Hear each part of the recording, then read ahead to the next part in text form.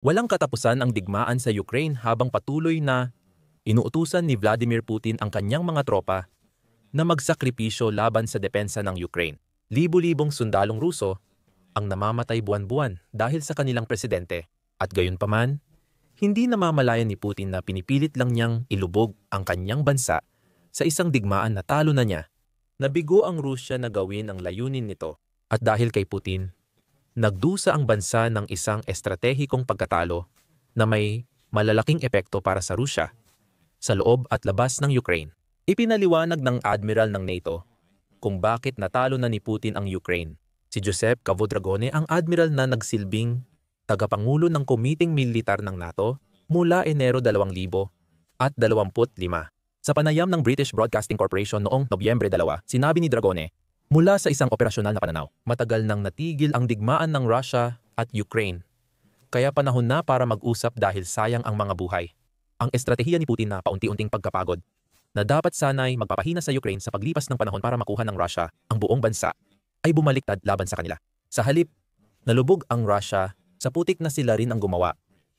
Pinapatunayan ng datos na tama si Dragone, unti-unting nauubos ang tropa at kagamitan ng Russia para mapanatili ang espesyal na operasyong militar ni Putin. Sabi ng Ministry of Finance ng Ukraine, higit 114 milyong tropang Ruso ang napatay, nasugatan o nahuli mula simula ng pananakop hanggang Nobyembre 4. Hindi rin maganda ang lagay ng Russia sa kagamitan. Mahigit 11,000 at 300 tangke ang nawasak, nasira o hindi na magamit ng Russia. Ganito rin ang sinapit ng 34,200 at 50 armored vehicles at 66,000 at 500 sasakyan at sistema ng Russia ayon sa ministeryo. Sa himpapawid, nahihirapan ang Russia sa opensiba at depensiba. Mga 1,000 at 200 ng kanilang anti-aircraft warfare units ang wasak na wasak. 428 eroplano ng Russia at 346 na helicopter ng bansa ang nawasak. At ang Russia ay nawalan din ng nakakagulat na 77,800 at 60 unmanned aerial vehicles dahil sa depensa ng Ukraine. Hindi lang ito isang digmaan na nagpapabigat sa Russia pagdating sa pagkawala ng lakas militar. Ito rin ay isang digmaan na masyadong mahal para sa Russia. Babalikan natin iyan mamaya. Makikita natin sa mga numerong ito ang isang presidenteng Ruso na nawawalan ng kontrol sa digmaang sinimulan niya. Sabi ng National Security Journal, ang deathnomics na nilikha ni Putin sa Russia ay naging kahinaan na pwedeng samantalahin ng Ukraine. Ang terminong ito, nilikha ng ekonomistang Ruso na si Vladislav Inozentsev, ay tumutukoy sa artipisyal na gitnang uri sa Russia. Ginagamit ng artipisyal na uring iyon ang digmaan sa Ukraine para kumita ng perang di nila makukuha kung wala ito.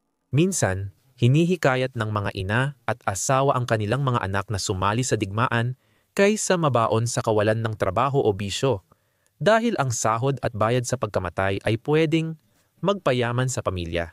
Maraming Ruso ang nasasanay sa gastos ng digmaan sa paglipas ng panahon, ayon sa journal. Dahil sa laki ng pagkalugi ng Russia ngayon, hindi na angkop gamitin ang komportable para sa mga yumaman dahil sa Ukraine.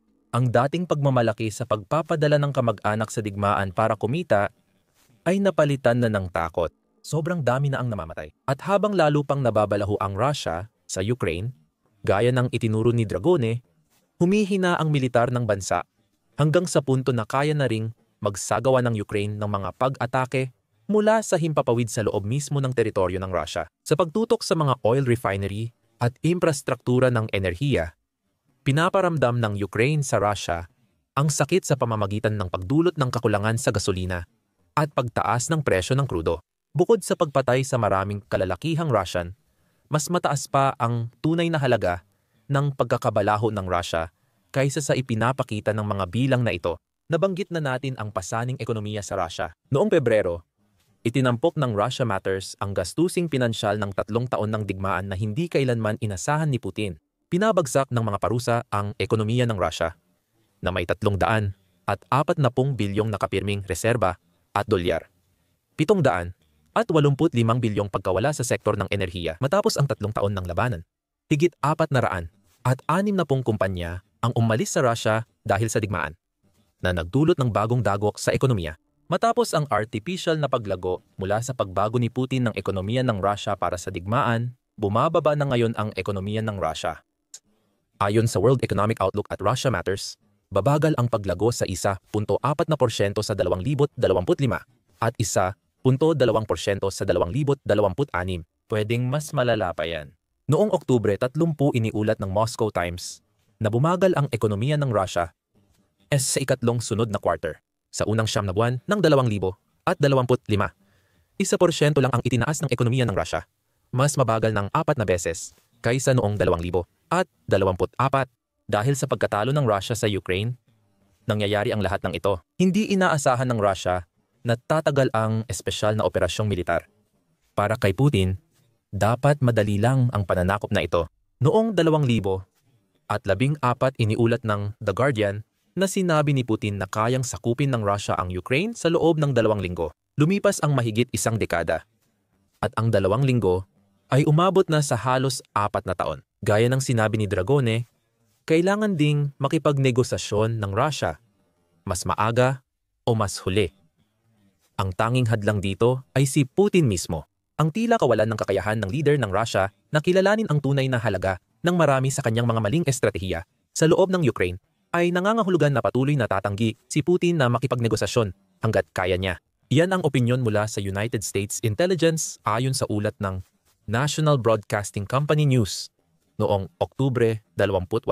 Napagpasyahan ng pagsusuri na hindi handa si Putin magkompromiso sa mga hinihingi niya para sa kasunduang pangkapayapaan sa Ukraine. Ibinahagi rin ng National Broadcasting Company na parehong nararamdaman ng isang mataas na opisyal ng United States at isang mataas na opisyal ng Kongreso na mas matatag pa ngayon si Putin kaysa dati. Ganoon din ang militar at ekonomiya ng Russia. Ang una ay nawawalan ng libu-libong sundalo at kagamitan kada buwan, habang ang huli ay nawawalan ng bilyon-bilyong dolyar. Ang estratehikong pagkakamali ni Putin sa Ukraine ay bunga ng katigasan ng ulo at paniniwala sa lakas militar na napatunayang di sapat para sa kaniyang mga layunin. Pinapatuyo ni Putin ang kanyang bansa sa tao at pera para makuha ang gusto niya sa Ukraine. Kahit magtagumpay ang Russia, ang laki ng gastos na dulot ng Ukraine sa pagkatalo ay sapat na para gawing mas mahina ang Russia kaysa dapat sana. Sa loob ng maraming taon o dekada, mangyayari ito. Tinutukoy nito ang mga estratehikong pagkakamali ni Putin sa Ukraine at ang mga naging bunga. Mas nakakabahala pa para sa Russia ang epekto ng pananakop ni Putin sa labas ng Ukraine. Bilang direktang resulta ng mga ginawa ni Putin, mas malakas na ngayon ang NATO kaysa dati. Kabaligtaran ito ng gusto sanang makamit ni Putin. Tulad ng nabanggit ng Journal of Democracy noong Abril 2022, isa sa mga layunin ni Putin sa digmaan ay pigilan ang paglawak ng NATO papalapit sa teritoryo ng Russia. Pero, ayon kay Dragone, ang tanging naabot ni Putin ay ang kabiguan sa Ukraine at paglawak ng NATO na gusto niyang pigilan.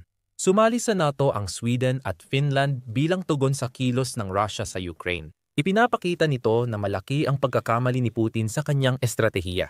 Ayon sa United States Naval Institute News, problema para sa Russia ang pagsali ng Sweden sa NATO. Dahil sa tulong ng Sweden, mas pinalakas ang depensa ng NATO sa Nordic na bahagi ng Baltic Sea. Ayon sa outlet, mahigit 100 taon nang may karanasan ng Sweden sa pagpapatakbo ng submarino sa dagat na iyon. Papayagan ang NATO na magpatrolya malapit sa daungan ng St. Petersburg ng Russia. Ang pagpasok ng Sweden at Finland ay tumutulong sa NATO na matakpan ang dating tinatawag nilang white space sa daluyang iyon ng tubig. Ang dating medyo neutral na teritoryo malapit sa mga hangganan ng Russia ay naging isang lugar na maaari ng punan ng depensa ng NATO. Sinabi ni Marta Kepper ng RAND sa United States Naval Institute News na ang pangunahing ambag ng Sweden sa NATO ay ang teritoryo nito. Para sa layunin ng pagpigil at depensa, maaaring magkaroon ng mahalagang papel ang Sweden bilang tagapagpadali at bilang basehan at staging area para sa mga puwersa ng United States at mga kaalyado. Makakatulong ang Sweden sa NATO na pigilan ang Russia na baguhin ang sitwasyon sa rehiyon at itaboy ang kanilang posibleng pananakop. Hindi pa lubos na kontrolado ng NATO ang dagat Baltic. Ayon sa United States Naval Institute News, 145,000 square mile ang lawak ng bahaging ito ng tubig at hindi kayang mapatrolya ng NATO lahat. Ang pagsali ng dalawang bansa sa NATO na nasa dagat Baltic at pwedeng magpalakas sa presensya ng NATO ay hindi magandang balita para kay Putin. Nangyari lang ito dahil sa pananakop sa Ukraine. Ang pagsali ng dalawang bansa ay isa lang sa maraming paraan ng pagpapalakas ng NATO. Ayon sa British Broadcasting Corporation, nagkasundo ang mga miyembro ng NATO noong Hunyo na itaas ang gastos sa depensa sa 5% ng gross domestic product, pagsapit ng 2,035. Ginawa ang hakbang na ito dahil sa pressure ni Pangulong Donald Trump ng United States na nagtulak na ang ibang NATO members ay dapat magbayad ng mas malaki sa alyansa. Gayunpaman, isa pa itong resulta ng mga estratehikong pagkakamali na nagawa ni Putin pagdating sa NATO. Inasahang hihina ang hawak ng NATO sa Europa dahil sa digmaan sa Ukraine. Ngunit lalo pa itong lumakas. Itinulak ni Putin ang NATO sa sulok, kaya lumaban ito. Nadagdagan ang miyembro, paggasta, at suporta sa Ukraine. Ayon sa RBC Ukraine, noong Nobyembre 3, may planong palakasin ang silangang NATO gamit ang mga drone sa kalagitnaan ng 2,026 ayon sa ulat. Magkakaroon na ang NATO ng tinatawag na drone wall sa silangang bahagi nito upang kontrahin ang banta ng mga drone ng Russia.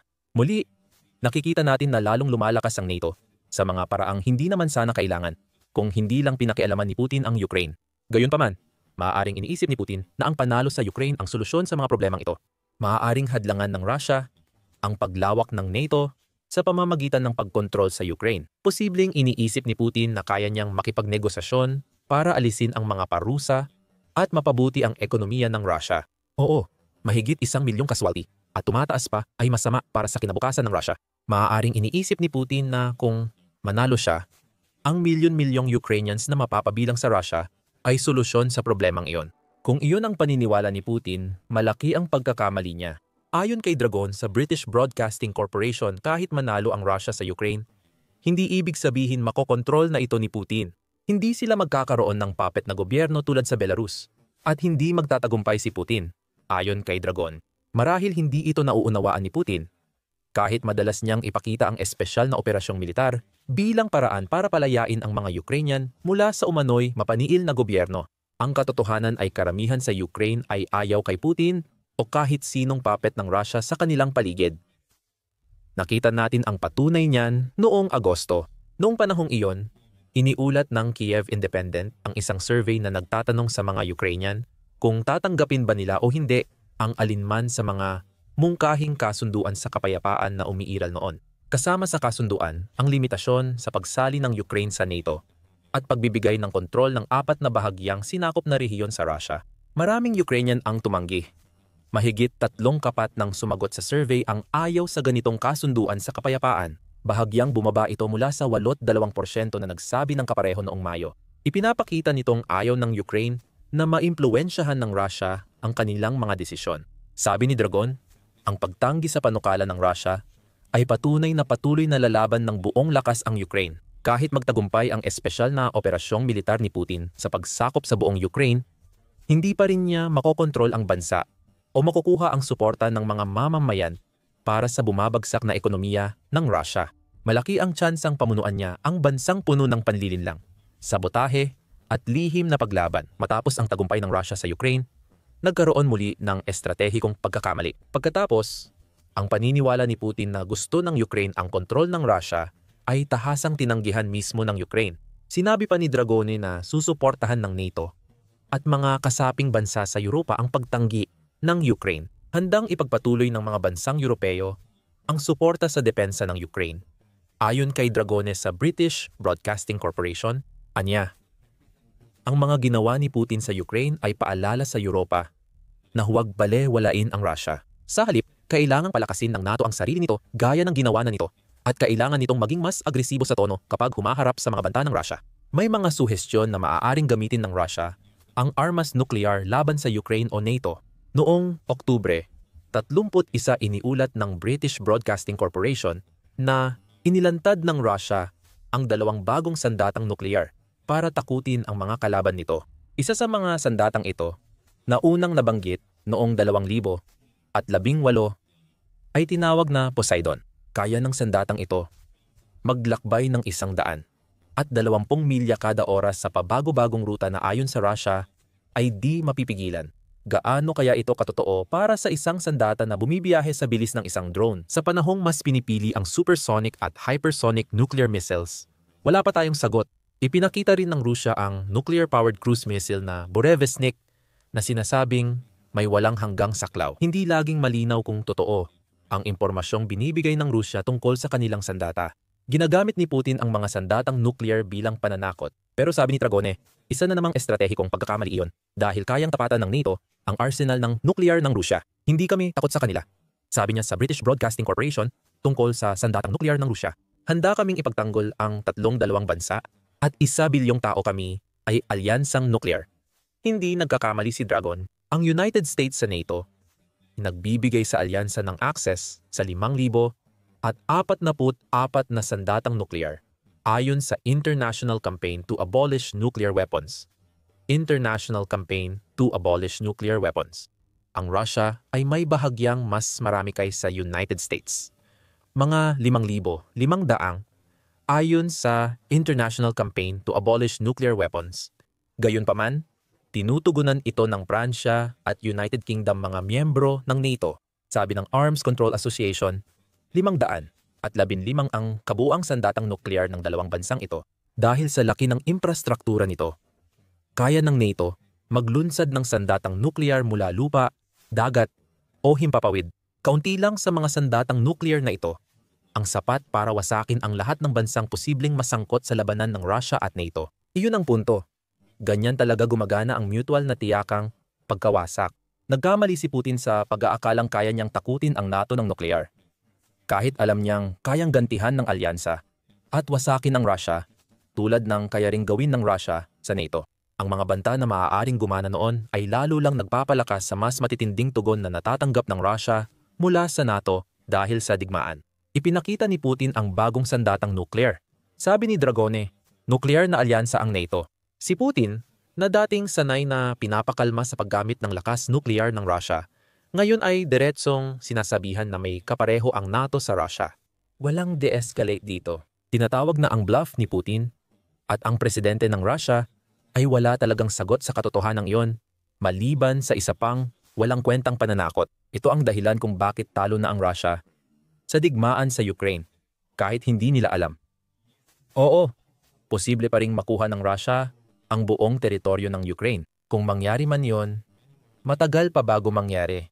Noong Oktubre, iniulat ng Reuters na kung magpapatuloy ang bilis ng Russia, masasakop nila ang 1% ng lupain ng Ukraine mula Enero hanggang Disyembre 2025, kasama na ang 19% na nakuha nila.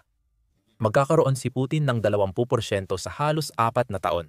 May natitira pang 80% na kailangang sakupin. Kung 1% lang kada taon ang bilis ng Ukraine, matagal nang wala si Putin bago niya makuha ang buong kontrol sa Ukraine.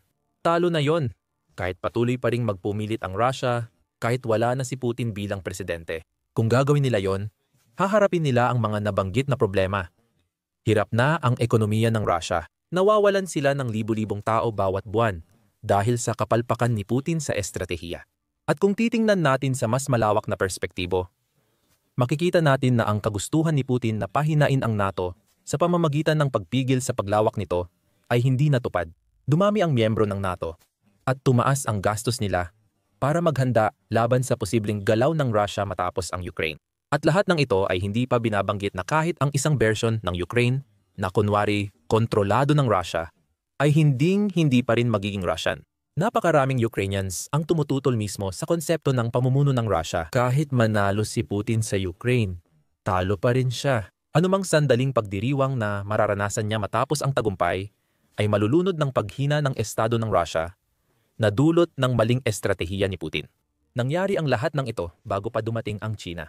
Matagal nang kaalyado ng Russia ang China, ngunit ginagamit nito ang kahinaan ng Russia para palakasin ang sarili. Ngayon, labis nang umaasa si Putin sa China, kaya't siya'y nahulog sa matinding kabalintunaan. Isinusuko ng Russia ang lupain sa China para magpatuloy ang expansion nito sa Ukraine. Ang malayong silangan ng Russia ay napupunta na sa China at Hilagang Korea. At wala nang magawa si Putin. Alamin pa ang iba sa aming video. At huwag kalimutang mag-subscribe sa The Military Show para sa mas marami pang balita kung paano ang mga pagkakamali ni Putin ay nagdudulot ng mas malaking pinsala sa Russia kaysa sa inaakala niya. At maraming salamat, gaya ng dati, sa panonood.